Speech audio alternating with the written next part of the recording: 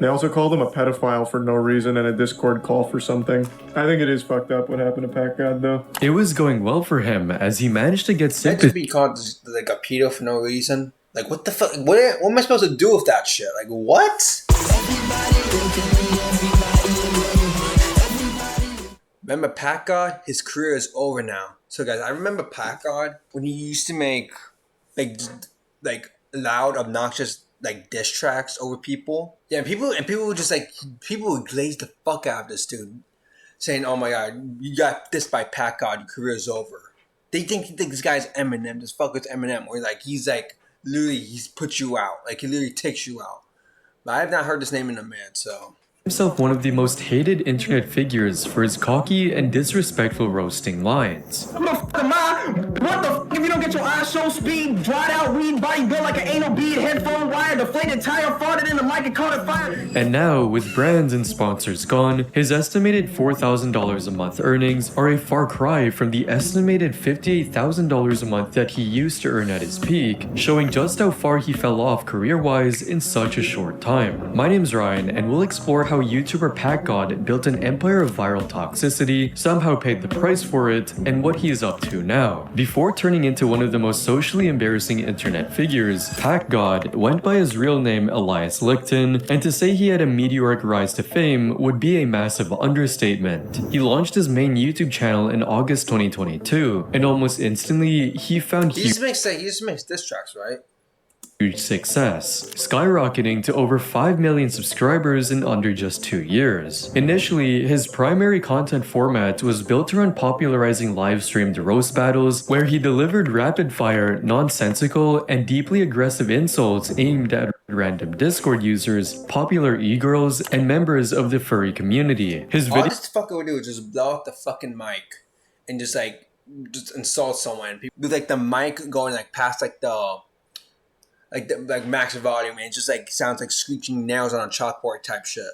Videos are filled with fast-paced editing. You have no life, you pack on Discord. Your whole life is relied on Discord. Yeah, so I ain't got no life, but here you are on your Saturday night. Bright transitions and zooms, and ear-damaging screaming to overwhelm his targets Ear grape, yeah. before they could even formulate a single word in response. Let me just open up my brain and get on your Scream McQueen, body built like a lima bean, you shop at Sheen, you're 13, you lack basic hygiene, your teeth are gapped, you got a highway going in between, your upper lip is unseen. Apparently, viewers in the comments flocked to support PACKGOD's chaotic energy, saying things like PACKGOD times Eminem would be fire, and his effing rapping have to be in Spotify. But although he got a massive amount of views from bullying random teenagers, he blew up to astronomical heights when he started targeting established names, deliberately picking controversial creators to boost his own visibility. For instance, he targeted extremely infamous figures like EDP4. 4-5, absolutely obliterating That's crazy. That documentary actually comes out today.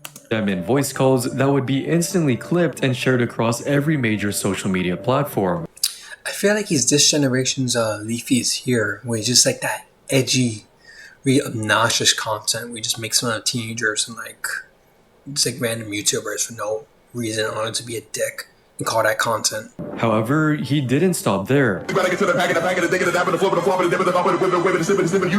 as he even went after huge mainstream creators like Jack. I'm real. People like Jack Doherty or Sneeko or EDP, they deserve that shit. I don't give it. They deserve that shit. They're awful people.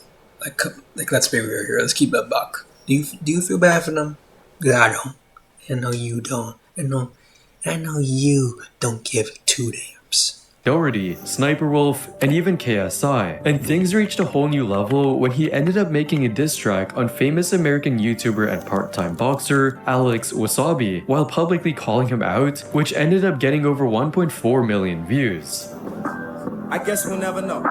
You will maybe don't put on your diaper, you go made it north cause you can empower your confidence so nobody views this that you into yourself, but we know you a liar. But what caught everyone's attention was when he roasted iShowSpeed on Discord so violently that Speed lost control, and even almost ended up crying on camera. I'm about to cry, bro.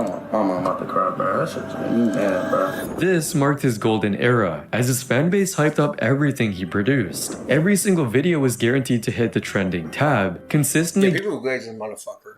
gaining millions of views and making him completely untouchable. On top of that, he constantly leveraged his fame into monetization, earning thousands of dollars from his merch products, which seemed to have strong hype online. However, as his subscriber count continued to climb into the millions, the illusion of PACKGOD being untouchable and an unscripted comedic genius started to fracture. For months, the entire appeal of his brand was the 3 a.m. chaos aesthetic, where he sold his audience on the idea that these supposedly random unscripted roast battles were spontaneous acts of midnight vigilantism.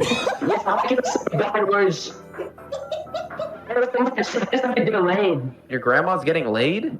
No, Your grandma's getting laid? What? Oh, your voice delayed. I thought you said your grandma's getting laid. Oh my god, I'm sorry, bro. However, the truth was revealed behind the curtain when people found out that these chaotic 3 a.m. lobbies were actually being filmed at 2 p.m. on a Tuesday and were heavily, meticulously prearranged. As they said, "It is all fake, man. My mate's sister was on a video where her mom came in all angry for waking her up at 3 a.m. It was filmed at 2 p.m. and was scripted. The video fooled me as I knew the family was very strict a few years So like he scripts like these disses? back when I was close to them, but I reached out to ask and yeah, all scripted. Decent amount of money though, but nothing compared to what he makes on each video. And in these intensified moments, things took a turn for the worse when a viral video by a YouTuber named Flazfire ended up providing indisputable proof that PACKGOD's videos were artificial and pre-planned. PACKGOD's videos are fake. Kinda. It's complicated. Because they're fake in the way that professional wrestling is fake, which is to say that the fight is prearranged and the moves are all scripted and the winner is already decided. If you look in the description of any of his packing videos, you may come across a small line buried right at the bottom that says, "This is not real bullying.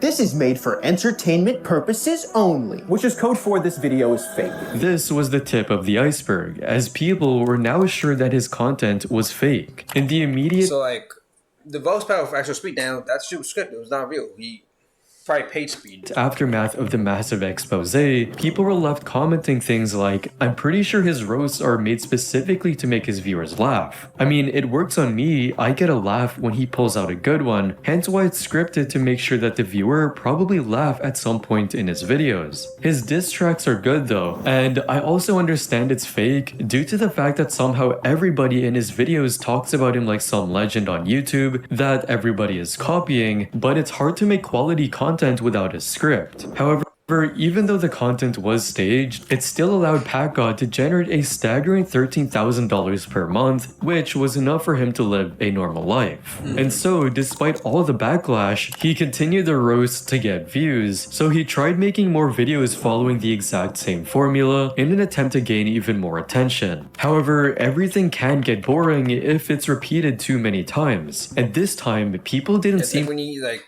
pizza every day, like eventually, you know, that cheese, that crust is gonna taste the same. It's not gonna be good anymore. It's gonna taste like, you know, just like cardboard to you.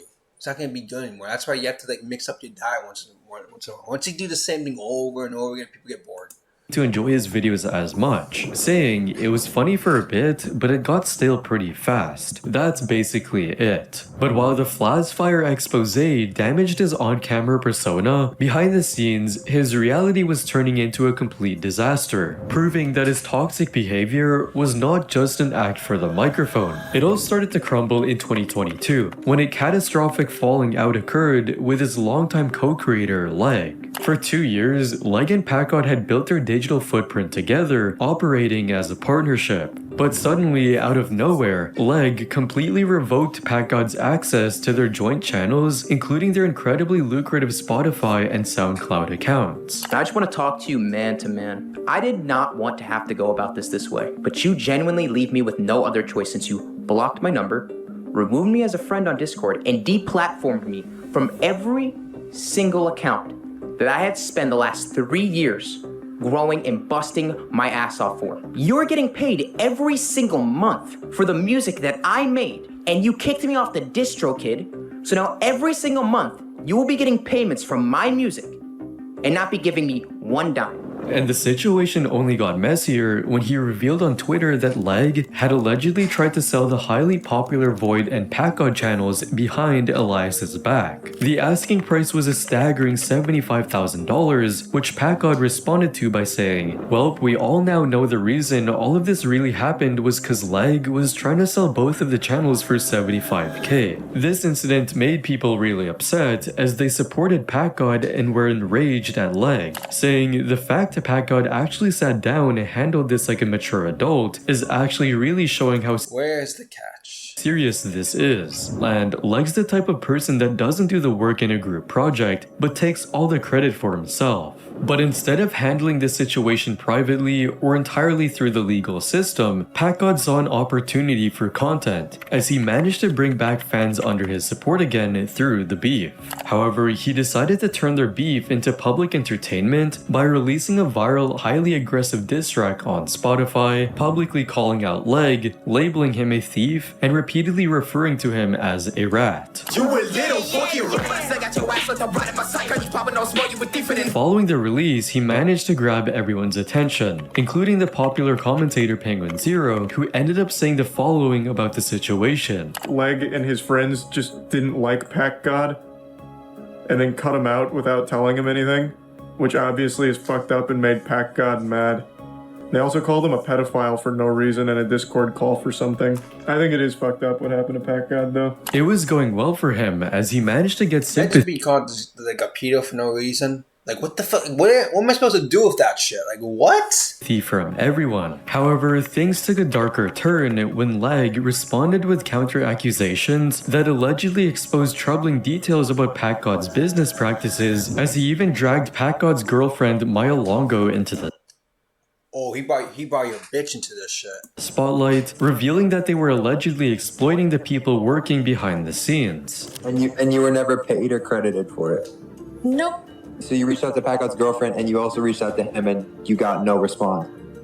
Nope. This kind of behavior led to him being disowned by even his most hardcore defenders, with one person shockingly commenting, "Dang bro, I feel like a fool," while others said, "Bro screams at kids for money and can't even pay his own editors. Absolute trash." And speaking of screaming at kids, the controversies regarding his actual content were reaching a boiling point because whenever PACKGOD roasted a smaller creator, often vulnerable teenage girls or socially awkward teenagers, he would deliberately link their personal TikTok accounts directly in his video descriptions, essentially painting a massive bullseye on their backs. When confronted about this deeply irresponsible behavior, PACKGOD tried to act like he was doing them a favor, attempting to justify this targeted harassment by claiming he was providing exposure to these smaller creators. I'm not trying to send a hate wave towards anybody, and I haven't actually put anybody's social media in the description of a video that they themselves have not wanted it to be there. To make matters worse, he actively used entertainment purposes only disclaimers at the beginning of his videos, not because he actually cared about the well-being of his targets, but specifically to avoid and manipulate YouTube's strict anti-bullying and harassment. You're trying to manipulate me. You're trying to manipulate me. You're trying to manipulate me. Policies. As a result, people couldn't stand him anymore, saying the fact that I I used thought he was fine like the first 3 times maybe. But then I realized, like, wait, it's actually, you're just screaming at the mic. to adore this guy back in the day, while others admitted, honestly, PACKGOD used to be good, now he just roasts people who want to live their life. And this was the They just wanna live the life. beginning of the end for him, as after that, a lot of internet drama channels made videos about him showing his downfall. Some creators even criticized him, saying most people he roasted couldn't even understand a single word he said and got annoyed by his yapping. The only people that will actually find his content entertaining is 6-year-olds. You can't understand a single word that's coming out of his mouth, and even though us the viewers have subtitles to understand what he's saying, the people he's actually roasting aren't understanding a single thing he's saying. You might say that PACKGOD is humbling them, but in reality, the people he he's roasting don't understand a single word that's coming out of his mouth, and they just take off their headphones, ignoring him. All these controversies piled on, and by mid-2024, the novelty had entirely worn off. Being a PACKGOD fan became incredibly socially embarrassing as viewers and other creators began openly mocking his supporters, labeling them immature, even going as far as making memes about them with quotes like PACKGOD fans after he makes his staged content slop, consisting of him saying nonsense and absolute gobbledygook. But that's not all, as some even took it further, mocking his fans on TikTok while publicly exhibiting immature behavior. PACKGOD, humble him! And eventually, the public perception completely flipped, as people now saw him as the king of cringe. At one point, things got so bad that searching his name on TikTok only resulted in memes made about him. And the worst came when he was literally bullied by none other than his own fans. During a highly anticipated livestream with the infamous internet personality Low Tier God, the tables turned in the middle of their interaction when LTG revealed that PACKGOD was Low Tier God. I've heard that name before. I never watched his content. Just 5'1" and attempted to mock his physical appearance. I heard you were 5'1", bro. I don't know where you got that information from, but I think you're horribly mistaken. Somebody said he was 5'1". Is that true? No, I already told you how tall bro, I am, bro. let me look this dude up. What the fuck? This was the first time someone had literally humbled PACKGOD on camera, and it was based on his appearance, so people also found it interesting, as some said, Low Tier God, humble him. Bro disabled his ability to speak with one sentence, while others said Prime PACKGOD couldn't even take on LTG, who wasn't even trying. There truly are levels to this. It was the tip of the iceberg, as what came following that was intense, since his own fans started to make fun of his appearance in several TikToks. I heard you was 5'1".